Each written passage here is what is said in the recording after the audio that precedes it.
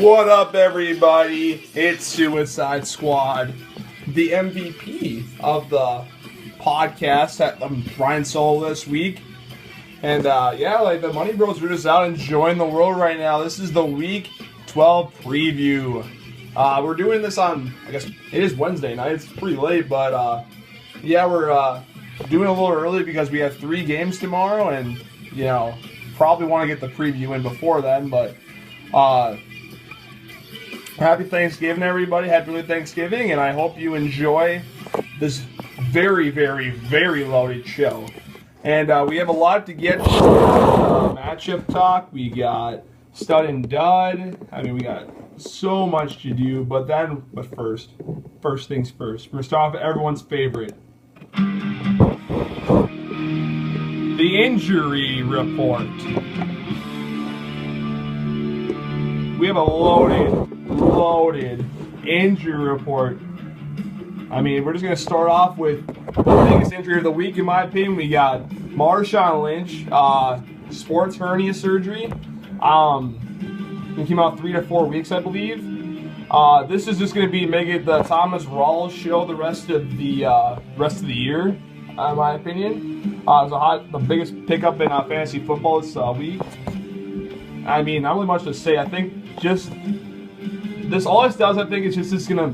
I don't think Lynch will cut into his workload at all. I think even when Lynch comes back, I think Rawls is going to be that guy. He's going to be the top back because Lynch has played awful this year.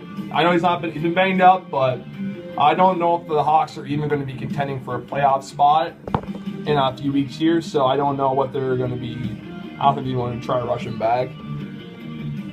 Random injuries we got. We got Charkandrick West still day-to-day. Very big injury, especially for Mr. Garrity's team.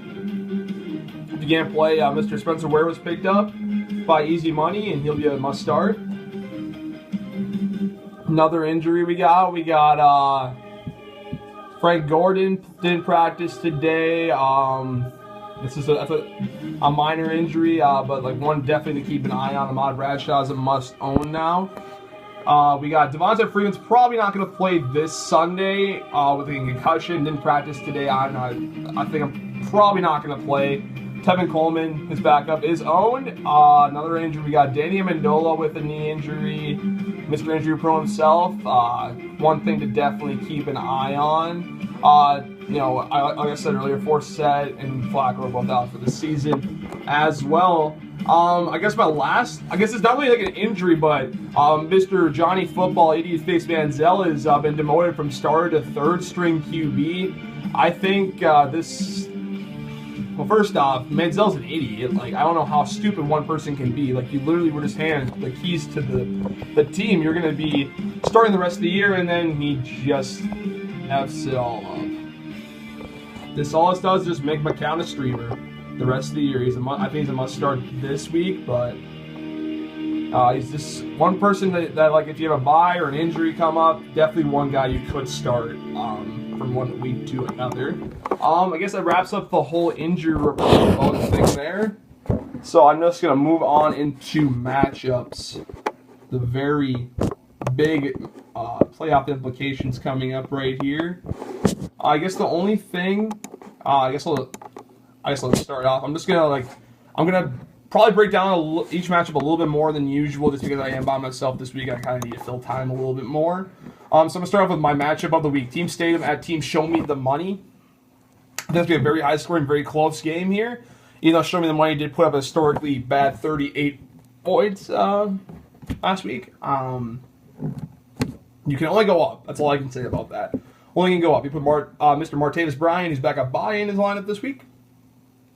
I think the biggest key to his lineup, I guess the biggest key to the whole matchup, Derek Carr versus that Oakland receivers duo.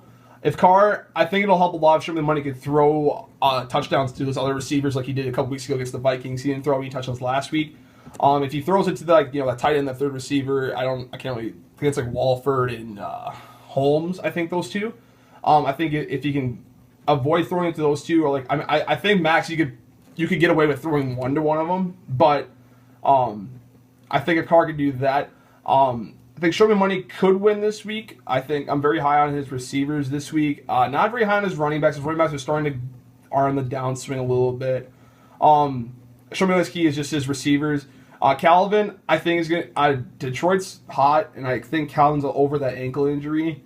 They're playing Philadelphia, who just got lit up by Jameis Winston. I think he's gonna have a big game. Des Bryant, not very high on this week. I think he'll have a decent game, but he's playing Josh Norman, so expectations need to be brought down a little bit. Martavis Bryant, I think, is going to have a huge game. Kerry Williams is going to be on him, not Richard Sherman, I believe.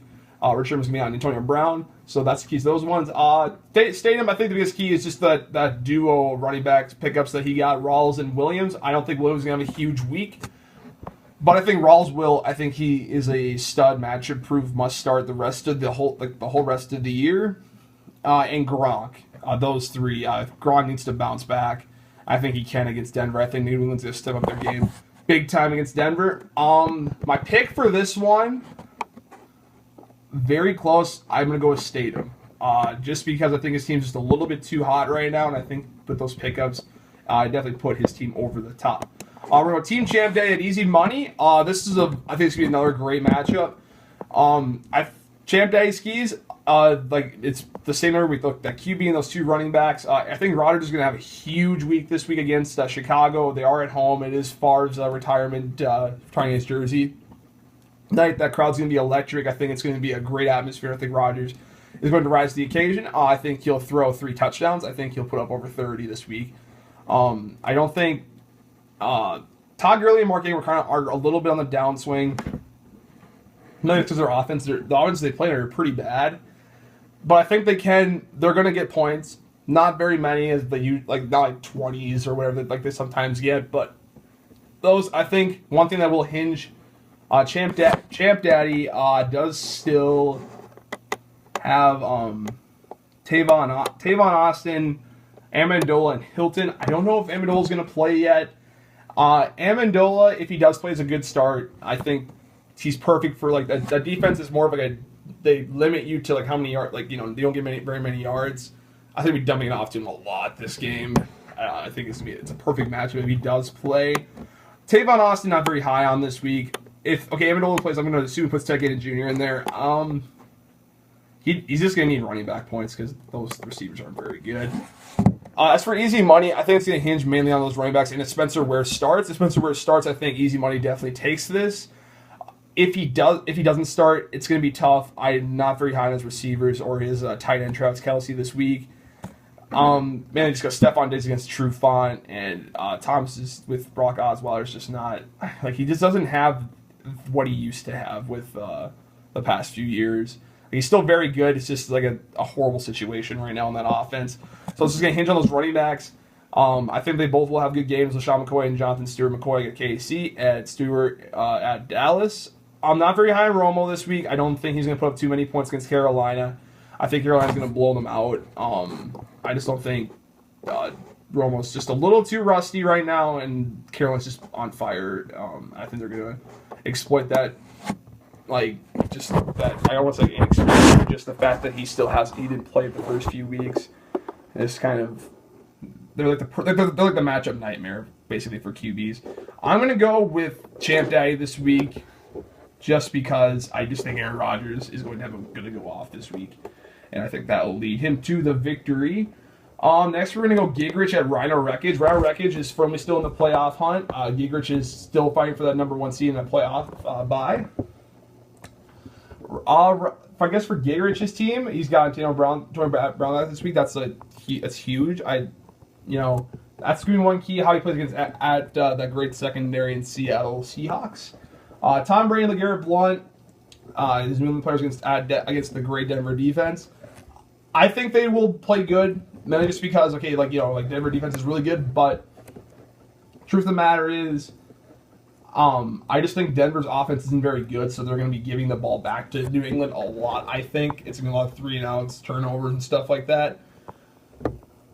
And I guess they're just going to put up the points just because they're going to have the ball a lot. Not going to maybe put up like huge numbers, but respectable numbers for those two.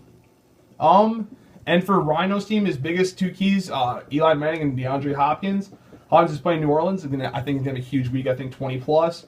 Eli Manning, I think, will eclipse 25 against Washington, who just gave 5 touchdowns to Cam Newton. He needs 2 big games out of those two because he doesn't have much else pop in his lineup right now. And I think Gingrich takes this easily. I think it might. It honestly might be closer than people think, but I think Gingrich will take it. On to the next one. Swanson at Team Chuba. Swanson's biggest key. I started Kirk Cousins again this week, I think. He still hasn't updated the lineup. Cooks is still on the bench. Cousins, I think, will play well. Nothing special, but well against New York. Not a very bad pass D. Biggest key, if he can get his players in, and I think he's a little bit too deep on the Dallas players, so I think he needs to put Cooked in for Williams because I think Carolina's going to shut that offense down, especially I think McFadden. I don't think McFadden's going to play too well. Witten, I think, can have a big game just because I think he's going to be checking. I think Roll's going to be checking down to Witten a lot this week. I'm very high on that Theo Riddick this week, mainly just because, well, if he does start him, I don't know if he's going to put Cooks in for him. Maybe, I don't know. But Riddick does get a lot of receiving yards, and they're playing Philadelphia, who just got lit up by Winston, like I mentioned earlier. I think he could find the end zone this week, just because I think it's going to. I want to say it's going to be a blowout, but it's going to be a very high-scoring game, I think. 2 bad defenses. For Chuba, he's got Hoyer this week starting. Good pickup, playing New Orleans. I think he'll have a good game. They throw like 50 times a game. Not very high in his running backs this week, Murray. And if I don't think Freeman's going to play, so he's going to start Tevin Coleman probably. DeMarco we're not very high on. Detroit's starting to find their rhythm with that. And Murray's just not been playing well. I think that offense is just kind of a little in shambles with like starting Sanchez. I think just that whole team's in shambles, just like with the whole situation and like losing and like people put a turn on Chip Kelly a little bit. If I'm a little not very high on Allen Robinson either this week, San Diego or Eric Weddle is going to be on him. I guess the biggest key is he just needs to get points out of Hoyer and just like Eifert and like those like random guys. I think he has like the depth to put up points. But I'm going to go with Swanson this week. I still don't know who he's going to start, but I just think that Chuba's team's just a little, it's like starting to go down a little bit. And I just think the matchups are a little bit too much to handle for him. Bossman Jr. at Team Money Nation. Junior's getting back. Matt Forte, that's I guess a key. I don't like Michael said that Matt Forte coming back could help Junior a lot. I'm being honest. I don't think it's going to because it's the same situation he had with Arian Foster a few years ago when he was the backup in Houston. When he came on, played very well, and then when the starter came back, they split carries. That's exactly I think what's going to happen here. Forte is a boomer bust, touchdowner bust pretty much. Not going to be. I'm not too high on him the rest of the year, to be honest. And I think they want Langford. I think Chicago wants Langford to take over that job because Matt Forte is getting up there in age, and I think Langford is the future there, future in that backfield. I get that. That's one key. Another key is just Drew Brees. Can he get back on that hot streak? I don't think he will against Houston on the road. Houston's been playing great defense lately, and just how that running back duo plays again. They're playing St. Louis, not very high on them this week. Team Money hasn't he doesn't have Lacey in his lineup yet. I don't know if he's going to start him. I don't know if it's kind of. I'm just kind of guessing to say he's going to start him, but I guess just the running backs overall are a key for him because he hasn't got many points out of those running backs. Eddie Lacy, I think he has found his footing. And I said earlier, it's going to be an absolute annihilation of Chicago. I think this week Lacy, I think we'll have a big game. He's he's gotten over that injury bug. I think he's going to play well. So I would start him. I'm just guessing he's going to. Buck Allen, not very high. I probably would sit him this week. I don't know if he's lazy. I'm not sure he's going to move him in for. Maybe move him into the flex. I'm not 100% sure. But if he does start Buck Allen, not very high on this week. They're at Cleveland, but I'm just not very high on because the offense overall is just awful, and that's just never a good situation. TJ Yeldon, very high on this week. San Diego, terrible run D overall. they're at home. I think they're going to be going a little bit more run heavy with a good secondary San Diego has. I think like his wide receivers and his QB have been consistent, but he needs points out of those running backs. I think T Money's going to blow out Boston this week. I just don't see Pat putting up the points this week. Last one is my matchup, Garrotron at Suicide Squad. I think I'm honestly people are going to say like I'm biased or whatever, but the thing is, okay, I'm projected to win by 25 right now against Kendrick West is not.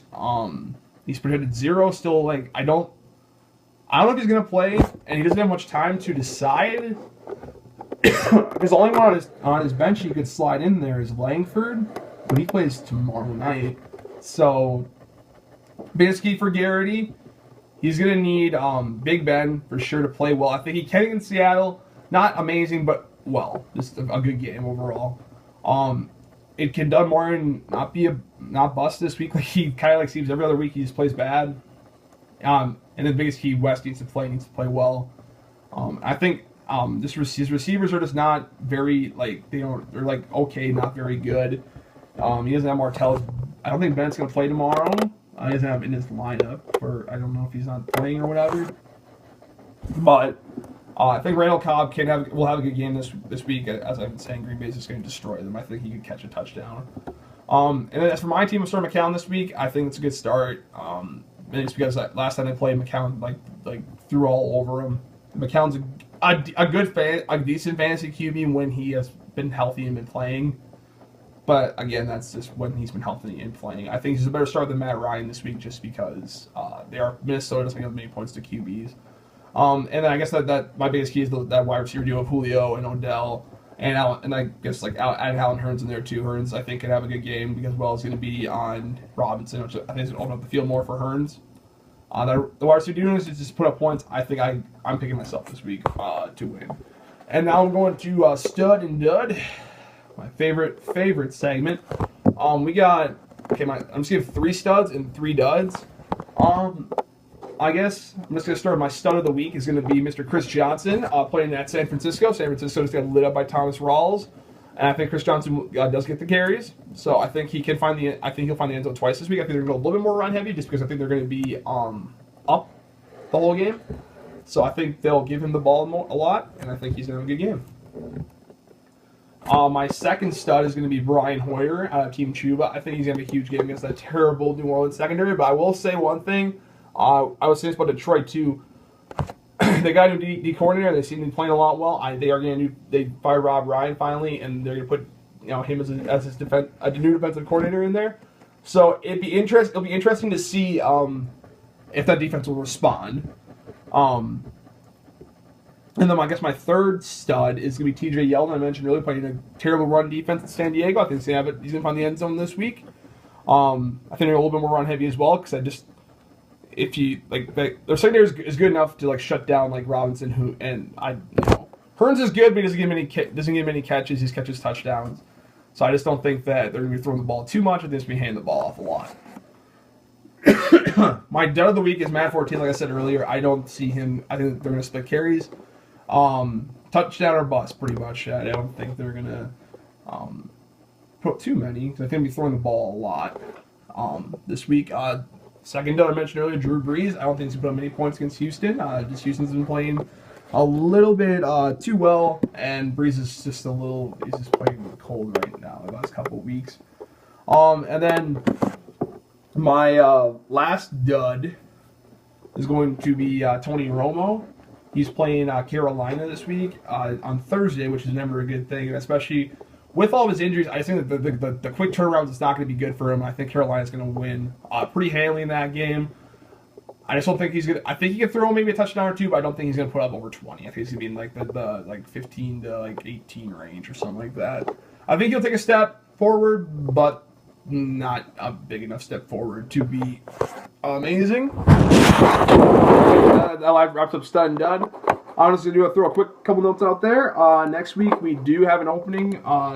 Next Thursday, we have an opening for whoever, if anyone wants to be on the show to call in. We do have an opening. Also, I have been doing the newsletter. I'm not going to be doing that anymore. Mainly just because between the podcast and school and work, I just don't have a lot of time to write that out. But if you want, I'll do it. But I also get all my thoughts on the podcast as well. But with that, I guess that wraps up the podcast. You know, I know we've been getting some snow and everything, but travel safe tomorrow. If you're heading down south, I know it'll probably be a lot of snow.